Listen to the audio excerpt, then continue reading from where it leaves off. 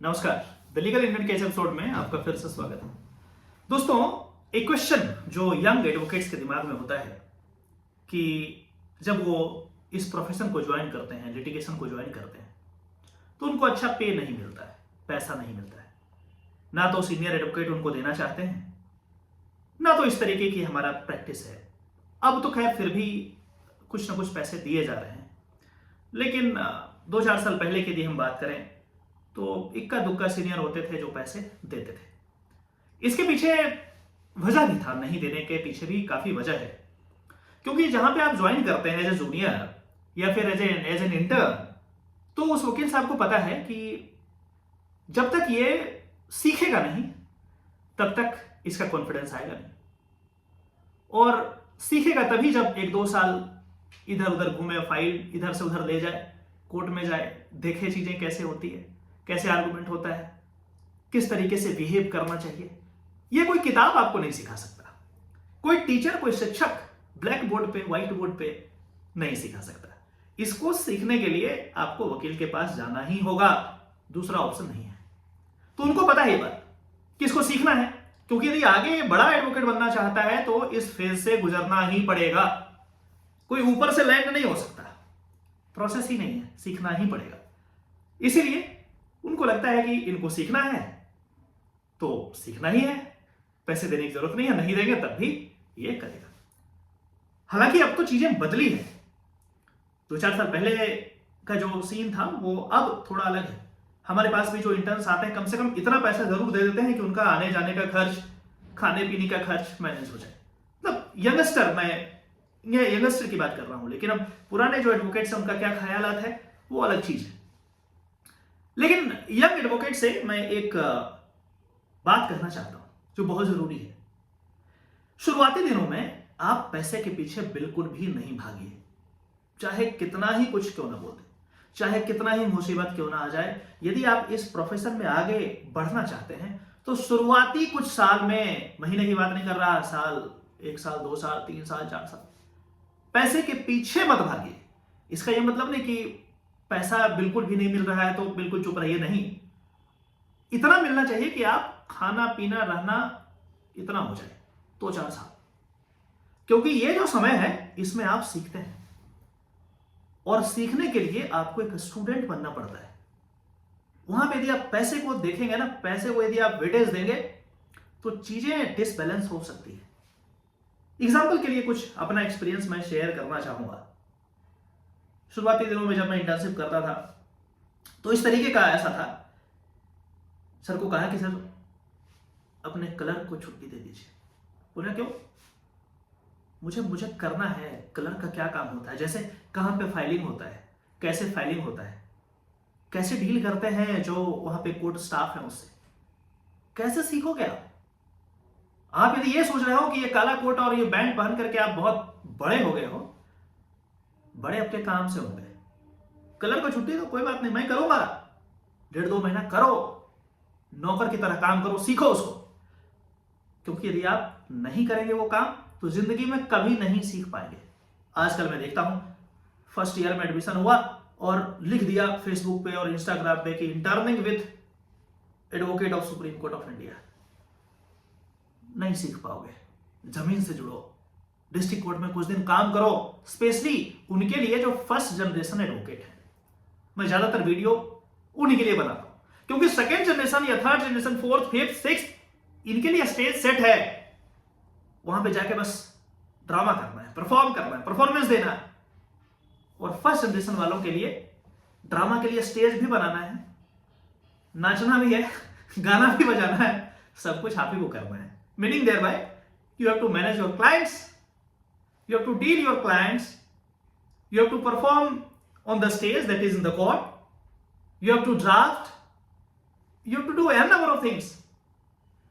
तो बहुत मुश्किल होता है फर्स्ट जनरेशन एडवोकेट के लिए। तो जब तक आपके पास स्किल नहीं होगा तो पता है क्या करेंगे आप? दूसरे एडवोकेट पे आप डिपेंडेंट होंगे कि ये केस आया, इसमें क्या करें, इसमें क्या करें।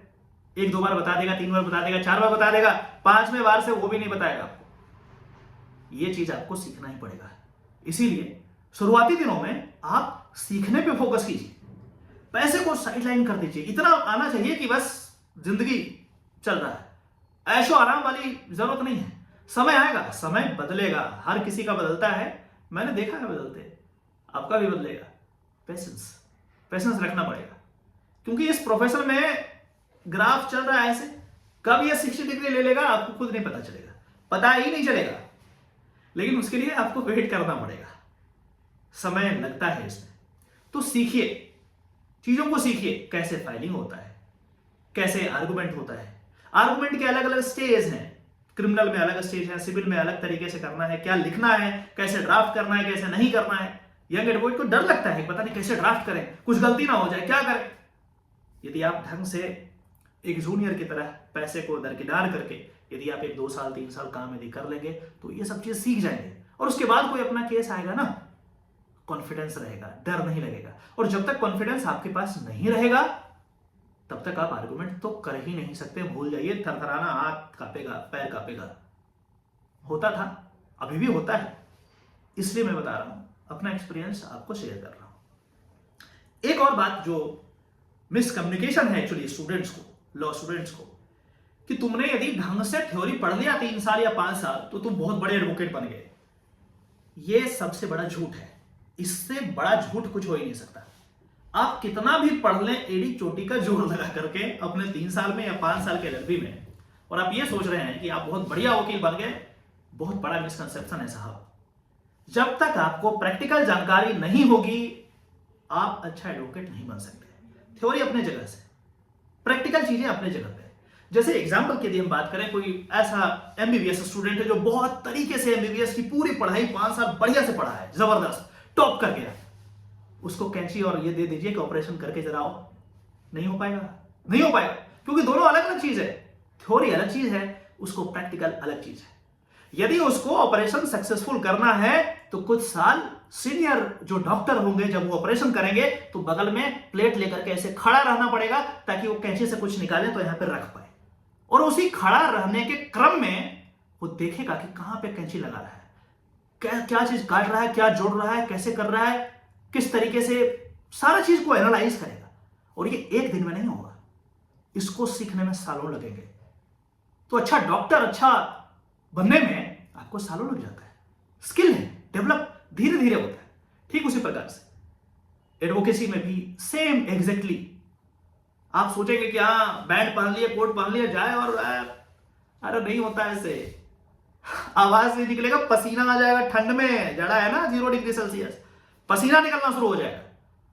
इसके लिए क्या करना होगा, सीखना होगा, वकील के साथ जाना होगा, 150 हियरिंग देखना होगा। जब आपके सीनियर खड़े होकर के, तो आप पीछे यहां पे खड़े रहेंगे, ऑब्जर्व करेंगे किस तरीके से वो टैकल करते हैं जजेस को, क्या बोलते हैं, क्या नहीं बोलते हैं, क्या ड्राफ्ट करते हैं, कहीं गलती कर दिया तो उसको कैसे सुधार करते हैं।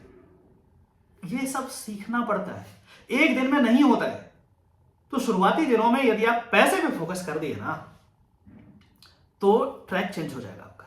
इसीलिए मैं ये नहीं कहूंगा कि आप पैसे पे बिल्कुल मतलब ध्यान ही नहीं दीजिए, ऐसा पॉसिबल नहीं है। हर किसी का अपना बैकग्राउंड होता है, फाइनेंशियल कंडीशन होता है। रिक्वेस्ट करके कुछ इस तरीके से कि आपका जिंदगी 2-4 साल चल जाए इस प्रोफेशन में, क्योंकि ये एक ऐसा नदी है, शुरुआती दिनों की बात कर रहा हूं, specially for first generation advocates, वो नदी को क्रॉस करना ही पड़ेगा। मैं सैनिक स्कूल में था तो वहां पे क्रॉस कंट्री रन हुआ करता था, 16 किलोमीटर भगाते थे 6ठे क्लास से। तो उसमें था कि एक नदी बीच में आती थी, उस नदी को क्रॉस करना ही पड़ेगा। पानी यहां तक डूब जाते थे हम लोग, पीछे एम्बुलेंस होता था कि बेटा तू डूबेगा ना, तो है हम टेंशन मत लेना, लेकिन चलना तो पड़ेगा, नदी तो क्रॉस करना पड़ेगा। पूरा भीगा हुआ है, जूता भारी हो गया, लेकिन करना है तो करना है। ठीक उसी प्रकार से एक नदी है ये आपको 2-4 साल आपको क्रॉस करना पड़ेगा, आप डायरेक्ट उस किनारे पे लैंड नहीं हो सकते। तो भाई थोड़ा सा पेशेंस रखिए, जल्दीबाजी में यहां कुछ नहीं होता है।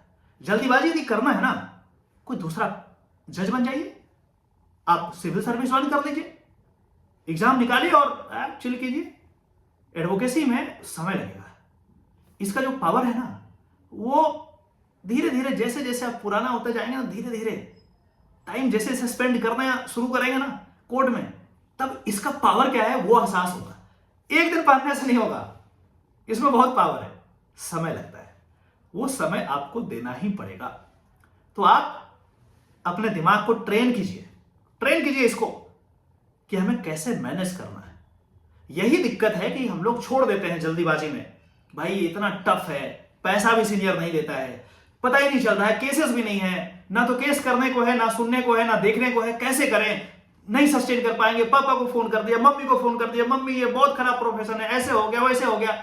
भैया ऐसा है, तुम्हारा एक्सक्यूज कोई नहीं सुनेगा, कोई भी नहीं सुनेगा। जब सक्सेसफुल हो जाओगे ना तब बोलेगा अरे भाई देखो क्या कर लिया। तुम्हारे जो स्ट्रगल्स हैं, कितना मेहनत किया, कैसे एस्टेब्लिश किया, कैसे चैम्बर को एस्टेब्लिश किया, किस तरीके से आप केसेस लाए, किस तरीके से लोगों का ट्रस्ट जीता, इस पे लोगों का कोई लेना देना नहीं है। तो इस बात को ध्यान रखिए कि कोई एक सक्सेसफुल एडवोकेट के पीछे ना एक बहुत बड़ा स्ट्रगल होता है। इतना स्ट्रगल होता है कि वो आप सुनेंगे तो रोंगटे खड़े हो जाएंगे, लेकिन वो पीछे होता है, वो इग्नोर करता है उसको, कोई बात, और फिर आगे बढ़ता। किसी भी एडवोकेट का एग्जांपल ले लीजिए, किसी भी एडवोकेट का, कि वो शुरुआती दिनों में स्ट्रगल नहीं झेला है। मैं सेकंड, थर्ड, फोर्थ जनरेशन वालों की बात नहीं कर रहा हूं, उनका हिसाब अलग है। फर्स्ट जनरेशन की बात कर रहा हूं, जिनका कोई गॉड फादर नहीं है, ना बाप दादा दादी नाना नानी कोई नहीं है, फिर भी एडवोकेट कर रहा है।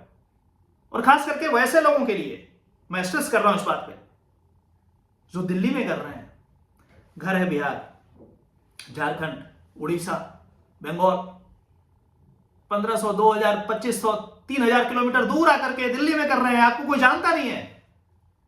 क्यों कोई केस ला करके आपको देगा? क्या है ऐसा? ज्यादा सुंदर है इसलिए? ऐसा नहीं होता है, ठीक है? तो अपने आप से पूछे कि कोई भी व्यक्ति आपको केस ला करके क्यों देगा? लोकल आपको जानते नहीं है, लोकल का मोनोपोली है, कैसे देगा, क्यों देगा? खुद से पूछिए, और उसके बाद आपको पता चलेगा कि आपको बहुत एनर्जी लगाने की जरूरत है। तो भैया इस प्रोफेशन में यदि आगे बढ़ना चाहते हैं, बड़ा कुछ करने की इच्छा है, तो यह रास्ता आपको क्रॉस करना है, खुद ही करना है। मैं तो मोटिवेट कर सकता हूं आपको, मिसगाइड करने से बचा सकता हूं कि जो लोग मिसगाइड करते रहते हैं उससे बचा सकता हूं, लेकिन करना तो आपको ही पड़ेगा। ये बात आप लिख लीजिए यदि डायरी हो तो 2023 का जो ये साल है, मेहनत कीजिए, पैसे पे फोकस मत कीजिए, जूनियर की तरह रहिए, नौकर की तरह रहिए, काम को सीखिए, साइलेंस, एकदम बिल्कुल साइलेंटली काम को सीखिए। 1 साल, 2 साल, 3 साल, कई बार ऐसा होगा, मैंने फेस किया इसलिए मैं बता रहा हूं, कई बार ऐसा होगा आपके घर से मम्मी पापा फोन आ गया, देखो फलना का बेटा जो है ना उसका सरकारी नौकरी हो गया, 50,000 रुपए का कमा रहा है। इग्नोर कीजिए, इग्नोर कीजिए, क्योंकि आज वो 50,000 रुपया कमा रहा है ना एक मंथ में, अगले 2 साल में हो सकता है 50 से 55 हो जाए, 60 हो जाए पर मंथ। लेकिन यदि 2 साल साइलेंटली आपने काम कर दिया ना, हो सकता है 60,000 एक दिन में आप कमाएं, लेकिन इसके लिए 2 साल झेलना पड़ेगा। चलिए बस इतना ही आज, फिर कभी और बात करेंगे। आशा करते हैं कि इस वीडियो के माध्यम से आपने जरूर कुछ नया सीखा होगा, कुछ मोटिवेशन मिला होगा। यदि ऐसा है तो इस वीडियो को लाइक करें, दूसरों के साथ शेयर करें, जो डीमोटिवेटेड हैं, जो अपने आप को लग रहा है कि कैसे सस्टेन करें, उनको शेयर कीजिए, मोटिवेट कीजिए, लोगों को आगे बढ़ाइए, लीगल जानकारी जो है ना स्प्रेड कीजिए समाज में, तभी देश बदलेगा। नमस्कार।